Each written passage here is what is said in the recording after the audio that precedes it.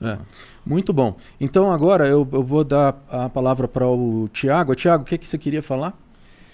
Bom, há duas perguntas aqui muito interessantes. Uma de nosso amigo Otávio Coque, aluno da Escola do Pensar. E outra Otávio, um abraço para você, Otávio. E outra de Wesley Mercedes, que faz parte aqui do Clube de Desbravadores Sentinelas também. Você viu que ele deu uma puxada para cá, né? Das pessoas. Isso, já percebi. Não tem pergunta da Argentina, não tem nada, né? Não tem nada, né? Eu acho que ele está fazendo seletividade ali. É na Vale de Ocã isso daí.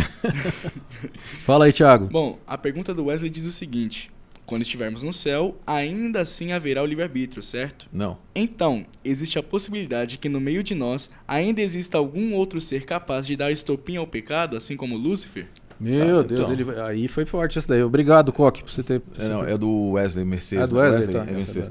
Ô Wesley, olha só. Aqui, ó, deixa eu pegar mais pra cá, né? Isso. Ó, Wesley, primeiro, vamos lá. Talvez você tenha pego no início, mas não existe livre-arbítrio. Não existe liberdade de arbítrio. Existe liberdade de escolha. E essa liberdade de escolha está relacionada com um fato que nós vamos ter por toda a eternidade. A liberdade de escolher. Mas o que é que vai nos impedir que a angústia se levante mais uma vez, como diz o livro de Ageu? E Apocalipse também fala, né? Que foi Ageu que falou. Ageu, o mal não se levantará. O mal não se levantará duas vezes. Ele não tem a ver exatamente, mas a gente pode utilizar aí, sem exegese o texto dessa forma, só homileticamente. O que vai impedir? É o fato de que nós temos toda a história da redenção para estudar e a presença de Jesus e o que aconteceu com ele. Eu também vejo assim, por que lá, depois de passar por tudo isso, eu ainda escolheria o errado? Pois é. Então, e quando houver, e suponhamos que houvesse a possibilidade, na verdade, possibilidade pode ser que haja sempre, porque os seres livres continuarão sendo livres. Embora eu tenha uma ideia aqui, e a ideia é muito minha, não posso te dizer um texto bíblico, etc., mas eu tenho a impressão de que Deus, quando te enxugar dos nossos olhos toda lágrima, nós diremos, tira também minha liberdade, porque eu não quero passar por isso mais não. Bom, isso seria o que o pastor Sérgio faria. Exatamente, o que Deus vai fazer é talvez diferente. Deus tem capacidade de fazer coisas diferentes. E o que é que ele faz talvez diferente? É apresentar os resultados para o universo. Tá dando puff aqui. Tá dando puff, né? Tá. Aqui assim, vamos tirar um pouquinho. Apresentar os resultados para o universo. E qual é o controlador para que isso não aconteça mais? Jamais. As mãos de Cristo. As mãos de Cristo. As marcas do sacrifício dele. Então, né? quando isso é uma garantia. É uma garantia, é o penhor, por isso que é chamado de garantia. Porque nessa garantia, a garantia que nós temos de que ele vai estar conosco sempre, de que ele vai estar conosco sempre, todos os momentos que pudesse acontecer algo, nós vamos ter a história da redenção, 6.000 anos, 7.000 anos, 6.000 anos, quanto tempo houver passado, para lembrarmos de tudo que aconteceu. Porque não é apenas a Terra, e aqui nós precisamos lembrar que não é apenas a Terra que sofre. Nós sofremos diretamente, mas o universo inteiro, todo o universo criado por Deus, os bilhões de anos-luz, eles olham e o que está acontecendo com o universo? O universo é todo contaminado pelo pecado. Imagine que todos agora se veem livres, e você, no final das contas, e aí de repente acontece de novo. Eu vou usar uma ilustração bem pequena aqui, na verdade. Muitos de vocês aqui, o pessoal da escola, sabe que eu fiz uma cirurgia no ano passado, né? Queridos, eu quando eu penso de alguma coisa, eu vou comer alguma coisa, eu lembro que aquilo dali pode me levar para outra cirurgia, eu não como.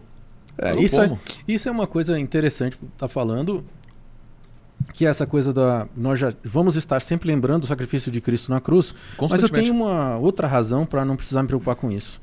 A palavra de Deus, se ele disse que não vai se levantar, para mim já basta. Para mim já basta. Sim, o grande ponto, na verdade, é assim, dentro das escrituras ele nos dá algumas declarações que são chamadas declarações apodíticas. O que é uma declaração apodítica? É uma declaração que ele não dá muita explicação. Vai acontecer assim. Como isso vai acontecer é o que a gente tenta descortinar em alguns momentos e tal. De que maneira isso vai acontecer? O fato é que eu gosto muito de um texto da escritora Ellen White, no final de um livro chamado O Grande Conflito, em que ela diz assim, e eu acho isso fantástico, ela diz que desde o pequeno átomo até a imensidão da galáxia, todos respiram com única forma e vibração, que é Deus é amor. Então, se o átomo vai estar declarando que Deus é amor e o universo vai estar declarando que Deus é amor, onde haverá espaço para surgimento do pecado? Bom, aí nós vamos entrar no outro assunto aqui, que é o seguinte, acho que já emenda já direto.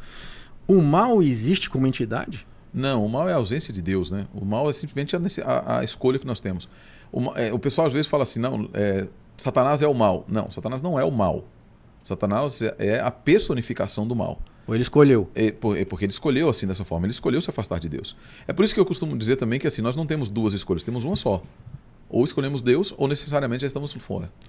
Entende? Então, assim, não existe uma entidade chamada mal. Isso é muito interessante porque parece que Satanás quer que a gente acredite que tem as crianças têm muito aquele negócio, vai assistir um filme, sempre tem o poder do bem e o poder do mal. Isso aí não existe. Não existe. Isso é assim, é um pensamento judaico-cristão, dualista, que efetivamente veio através, e não é dos gregos. Interessante que a maior parte, nós pensamos como pensamos porque os gregos pensaram como pensaram.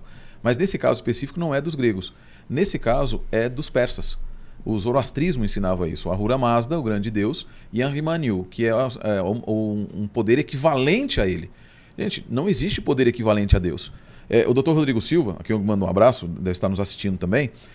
Pastor Rodrigo, um abraço para o senhor, que Deus abençoe o senhor, sua família, e está convidado a estar aqui também conosco no podcast Podmakers da Escola do Pensar. Olha, é um bom lugar, viu, Rodrigo? Vem aqui. Ele tinha uma frase que eu gosto muito, ele sempre dizia assim, se Deus usasse o seu poder na batalha contra o bem e o mal, não haveria batalha. Não existe possibilidade. Um anularia o outro. Não existe antagonismo possível entre Deus e Lúcifer.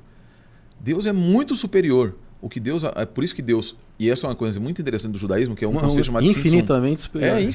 Não dá nem para medir, né? Mas o Tzimtzum dentro do judaísmo é a ideia de que Deus se reduz na criação, de que Deus se reduz na batalha. De novo, querendo colocar Deus numa caixa. Mas eu acho interessante por quê? Porque Deus, no momento em que como é que ele lida com Lúcifer? Ele se reduz.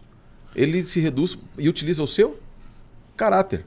Ele reduz o seu poder. É óbvio que Deus não vai se reduzir no sentido de eu sou igual a você agora, não. É porque ao invés de utilizar o seu poder, ao invés de utilizar todo o seu poder e destruir já de uma vez, Deus utiliza o seu caráter. Ele diz assim, eu não vou usar o meu poder.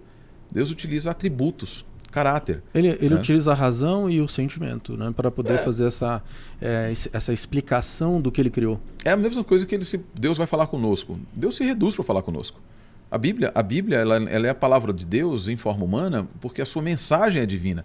Mas Deus não é representado como escritor dentro da Bíblia, nem como autor. Existem erros gramaticais na Bíblia, existem erros históricos, algumas coisas assim. Então, isso é um grande demonstrativo de Deus se humaniza. E se humaniza. E até sentimentos que muitas vezes nós vemos lá na Bíblia, Deus se arrepende, Deus chora e etc., são chamadas de figuras antropopaicas, antropomórficas, que são sentimentos, né? Uma representação para a gente poder entender razoavelmente. E isso é o quê? É Deus se reduzindo. Perfeito. E Deus batalha contra Lúcifer não através do seu grandioso poder, porque não haveria batalha. E esse pensamento, então, que nós temos hoje do mal contra o bem, duas entidades, não, isso não existe, porque seria colocar alguma coisa no mesmo patamar que Deus, isso não existe. Isso é impossível.